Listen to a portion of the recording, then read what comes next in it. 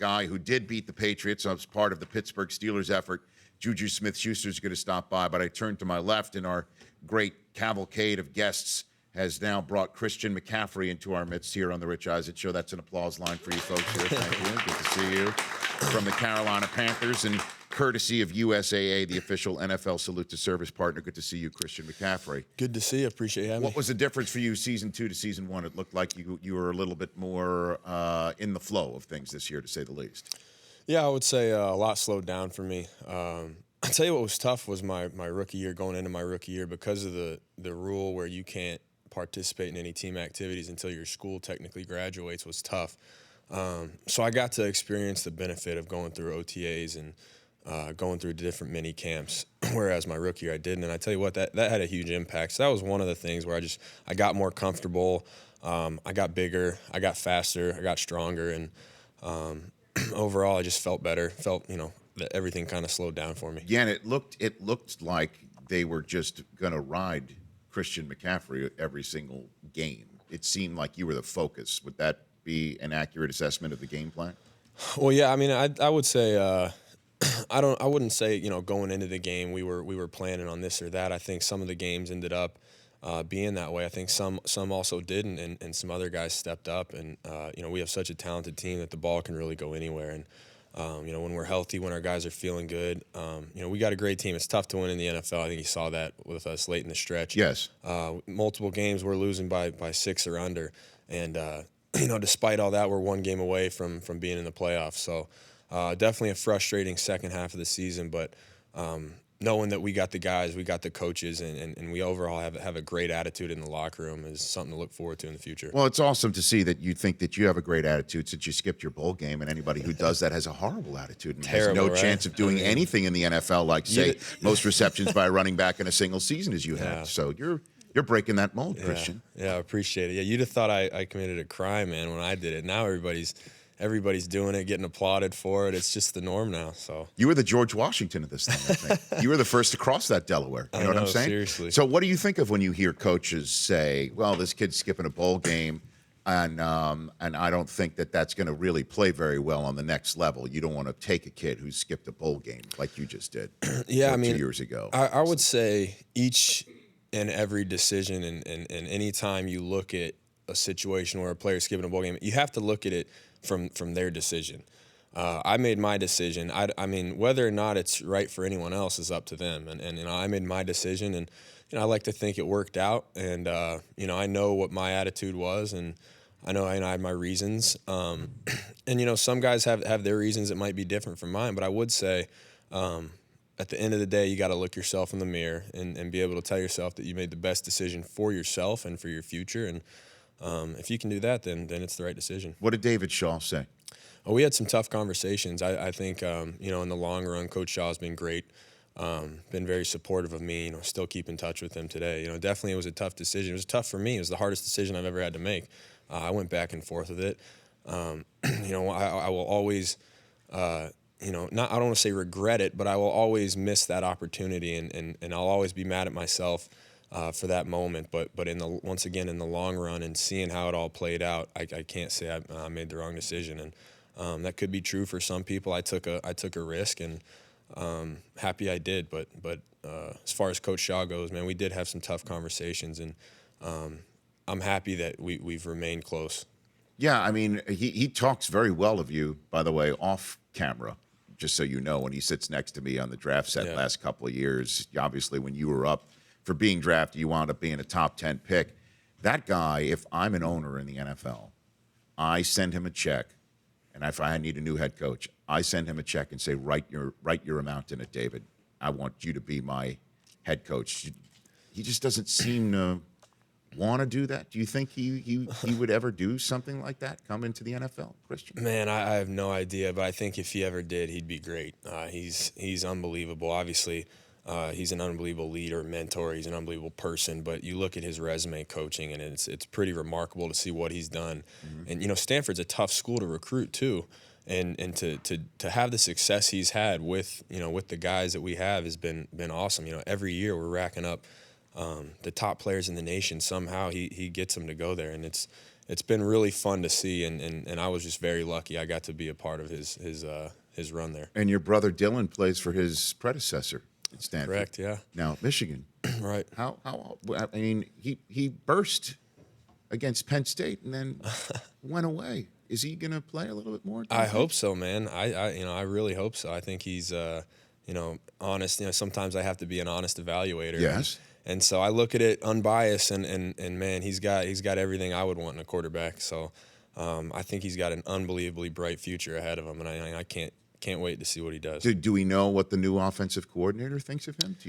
I'm trying to get as much information as I possibly does. can. He has not shared it. He has not shared it with you. I got to hop on the phone with him, but okay. If I was an OC, I would play him. I mean, is he faster than you?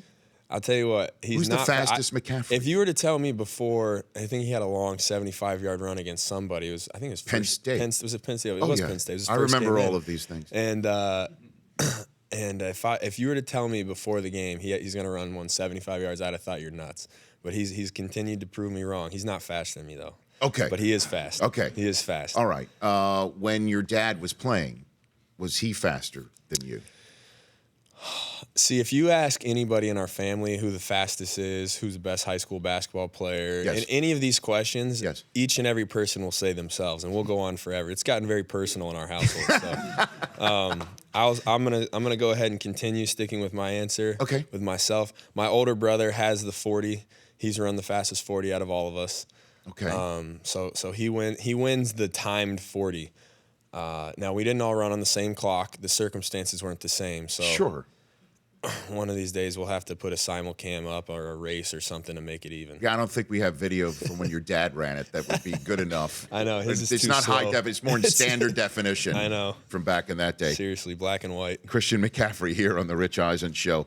C.J. Anderson is in the Super Bowl, and he had, I guess, what would you call it, a cup of coffee with your team this year? How long was C.J. around your team? He was around for until I forget when we released him, but tell you what, man, he's got an unbelievable attitude, and it's been fun to see. I was lucky to be able to pick his brain a little bit, and obviously he's had success in this league. He's gone to Pro Bowls, he's won Super Bowl, and being able to pick his brain and see where that's kind of coming from was really cool for the time we had. And no one was surprised when he got picked up, and obviously you see the impact he's had in LA.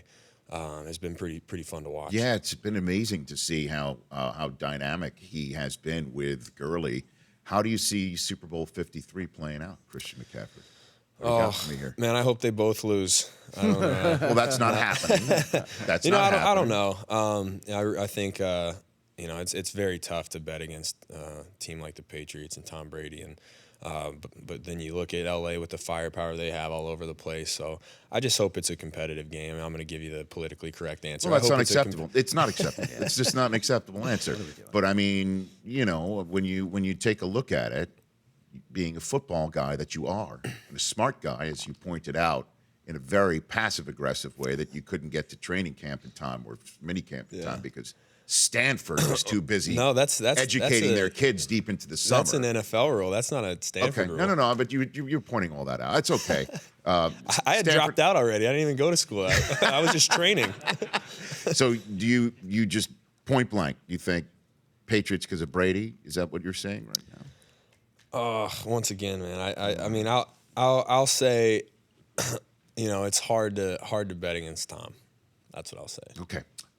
Cam's shoulder, what can you tell me about it? Obviously, it looks like he's getting it tightened up a little bit here. Yep. How much do you think that affect your offense throughout the season, Christian?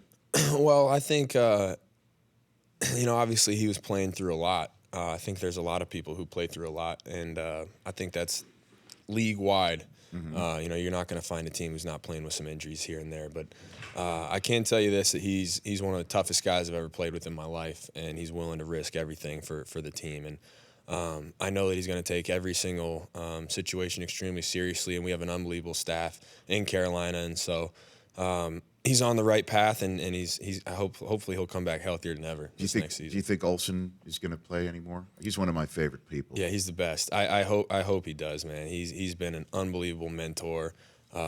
Obviously, his play speaks for himself over the past few years, and You know, he always says he's getting older and older, but I don't want to hear it because I know he still has it. And if he can stay healthy, man, he's a heck of an impact on our team. I need to amend that too. He's one of my favorite people, not named Ryan Khalil, because Ryan gets very sensitive if I don't mention him. Like that's, you know, he's a very sensitive guy. Like Luke Kuechly was a guest on our show at the Super Bowl last year, and he got a Rich Eisen show jacket that he wore, and I got a text from Ryan Khalil of that photograph saying, "Where's my jacket?" So that sounds about right. Don't you think so? I think Ryan. Obviously, offensive linemen don't get enough credit, but I think Ryan is a Hall of Famer, Hall of Fame person, and I think he was the biggest leader / impact on our team as far as the last 2 years I've been. Really? Are you saying that because he's a sensitive guy, or you really do mean well, that? He's sensitive, and he would definitely text me after if I didn't say that. But I absolutely mean that, man. He's salt of the earth. I mean, it doesn't get better than him. There's some good people on the Panthers, and you are one of them, sir. The Salute to Service partner of the National Football League, USAA, and the Wounded Warrior Project awarded a military member a trip of a lifetime to the Super Bowl right here. And you are guiding this military member to Atlanta? Yeah, it's been an absolute blast being able to work with USA and Wounded Warrior Project. We sent Sergeant Summerson and his wife, Shauna, who's also military, gave them 2 tickets. So it's been a great week being able to partner with them and do some things with them. And then at the end of the week, I'll get to meet them, which will be a blast, and then some other military members as well. So that's been really cool and definitely made the trip worth it. Yeah, for sure. Growing up in Colorado as you did, obviously that's a great military state. Yep. In the state of Colorado. Yep. And, you know, this is neat stuff that you're bringing these folks to the Super Bowl, and I look forward to you meeting them over the weekend. Last one for you. While you were, I mean, you've talked about this before, but never on this show. Video of you of a 7-year-old, okay, running through mascots. We have it right here. Oh, gosh. On the screen. Of course. I mean, come on now. This is an old school. Now, this is halftime of a Broncos game? Halftime, yeah. I don't know who the Broncos were playing. This is halftime. Look at that. Here you are running, making some moves, right, through all of them. It's a great block. Picked up a couple great blocks. But here's the best part about it.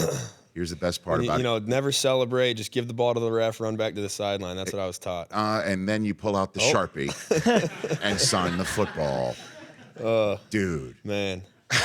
And then throw it into the crowd. Thank you. I think that was the last time I celebrated. I think that was the last time. So I got a lot of flack for that one. But mascots, big game, obviously halftime of the Bronco game. Sure. I had to let loose a little bit. So what was the aftermath of that?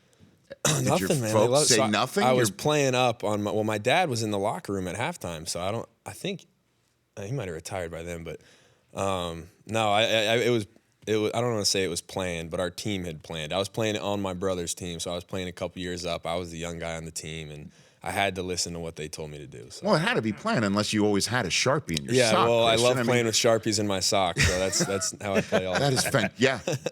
So I look forward to seeing this fall, to see Christian McCaffrey do that. Good to see you, man. Good to see you. Appreciate you having me. Thank you. @run_CMC on Twitter. The Rich Eisen Show, weekdays at noon Eastern on Audience.